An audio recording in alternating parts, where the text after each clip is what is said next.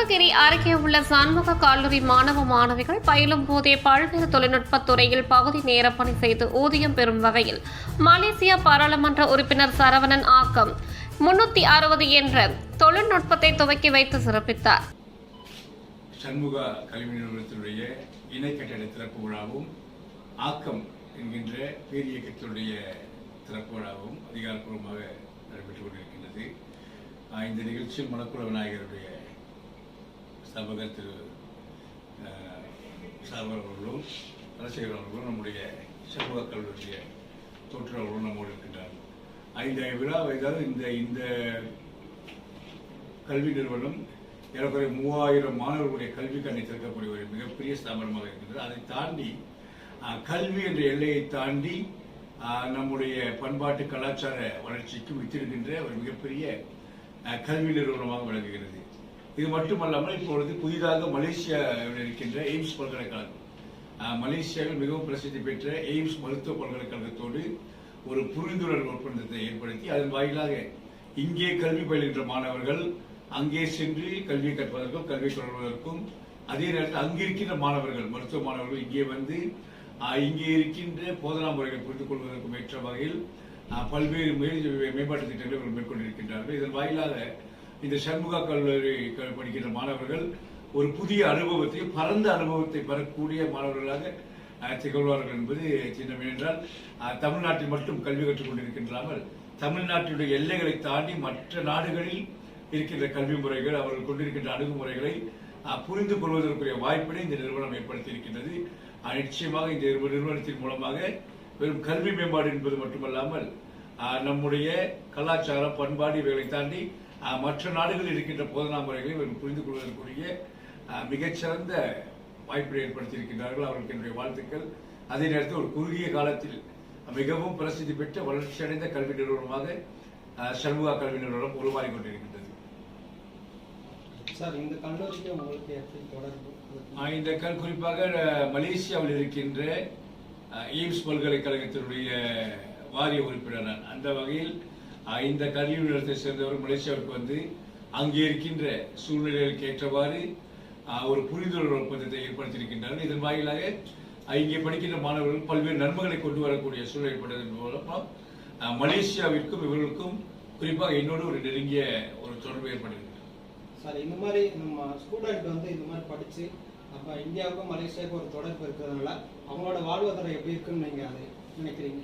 அதாவது இது போன்ற கல்வி நிறுவனங்களில் கல்வி கற்கின்ற மாணவர்கள் ஒரு பரந்த அனுபவம் பெற்றவர்களாக, பரந்த ஒரு நுண்ணறிவு கொண்ட மாணவர்களாக உருவாக்க முடியும். ஏனென்றால் கல்வி என்பது வெறும் ஒரு கட்டிடத்துக்குள் இருக்கின்ற நிலையை மாறி அனுபவம் மிக்க ஒரு துறையாக மாறுவதற்கு இது போன்ற புரிதல்கள் மிக மிக அவசியம். அதனால இவர்கள் மேற்கொண்டிருக்கிற முயற்சி மற்ற கல்லூரிகளுக்கு ஒரு முன்மாதிரியாக திகழும் என்று நான் நினைக்கிறேன்.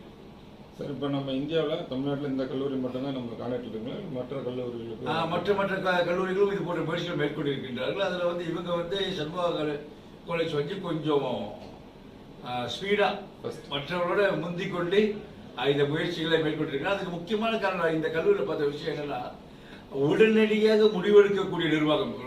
சில கல்லூரிக்கு நம்ம பேச்சுவார்த்தை நடத்தும் போது, இப்போ நாங்களும் ஒரு கல்லூரி வச்சிருக்கோம், மருத்துவக் கல்லூரி வச்சிருக்கோம். சில கல்லூரிகள் பேச்சுவார்த்தை நடத்தும் பொழுது அது முடிவு எடுக்கிறதுக்கு தடுமாற்றம் ஏற்படும்.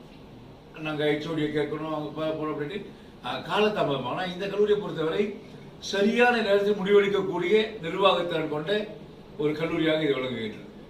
சார், இந்தியாவிலேயே தமிழ்நாட்டில் இந்த காலேஜுக்கு மட்டும் ஃபர்ஸ்ட் டைமா இது கொடுத்தோம். இதுதான் முதல் முறையா மலேசியாவில் இருக்கிற எய்ம்ஸ் மருத்துவக் கழகத்தோட புரிந்துணர்வு ஒப்பந்தம் கையெழுத்தாகி அதற்கான முதல் கட்ட பரிமாற்றமும் மாணவர் பரிமாற்றமும் நடைபெறக்கூடிய சூழ்நிலைக்கு நீங்க வந்திருக்கோம்.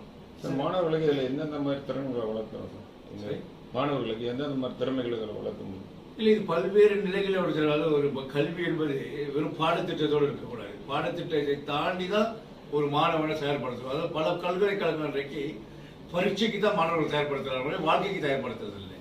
ஆனால் இவர்களை பொறுத்தவரை கல்வி, அனுபவம், பண்பாடு, கலாச்சாரம் அப்படி எல்லா நிலைகளிலும் ஒரு மாணவனை தயார்படுத்தக்கூடிய ஒரு ஸ்தாபனமாக வளர்க்கிறாங்க. அதே நேரத்தில் இங்க கல்வி கற்று போகின்ற ஒரு மாணவன் நிச்சயமாக என்னை பொறுத்தவரை இந்த ஓராண்டு காலம் இவர்களோடு தொடர்பு கொண்டிருந்து பல்வேறு நிலைகளில் முடிவெடுத்த சூழ்நிலை வச்சு பார்க்கும்போது இந்த சண்முகா கல்லூரியில் பள்ளி கேட்டு செல்கின்ற மாணவன் நிச்சயமாக ஒரு பரந்த நுண்ணறிவு கொண்ட மாணவனாக எதிர்கால சவால்களை சந்திக்க தயாருள்ள மாணவனாக நிச்சயம் உருப்பெறுவார் என்பது என்னுடைய நம்பிக்கை.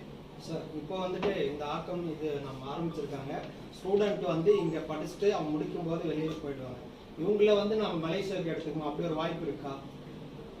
அது வந்து இரு நாடுகளுக்கு, அதாவது அது வந்து வெறும் காலேஜ் மட்டும் முடிவு பண்ண முடியாது. இரு நாடுகளுக்கு இடையிலான அரசாங்கத்திற்கு இடையிலான ஒப்பந்தம்.